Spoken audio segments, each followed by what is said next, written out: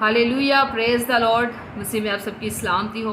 खुदा के कलाम में लिखा है कि जब ईद पेंटिकोस्ट का दिन आया तो जहाँ वो सब लोग जमा थे और यूनिटी के साथ मिलके दुआ कर रहे थे, तो जब वो दुआ कर रहे थे तो उन्होंने आग के शोला की सी फटती हुई ज़ुबानें देखी जो उनमें से हर एक पे आके ठहर गई और वो गैर ज़ुबानें बोलने लगे और वो रूहुल कुद्दस से भर गए।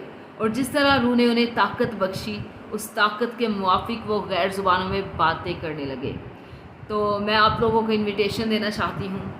आप सब जानते हैं कि संडे को ईद पेंटिकोस्ट आ रहा है, तो हमारी पूरी टीम जो है वो ऑनलाइन फेसबुक पे आपके लिए प्रेयर करेगी। और मेरा ईमान है कि जब आप सब लोग भी हमारे साथ मिल के यूनिटी के साथ इत्तेहाद के साथ खुदाम की हजूरी में बैठेंगे और खुदावंद से दुआ करेंगे तो वो ज़ुबानें जो 120 की जुमायत पे ठहरी थी वो आप पे भी आके ठहरेंगी और आप भी उन लोगों की तरह तवज्जुब करेंगे जो वहाँ यरूशलेम में थे।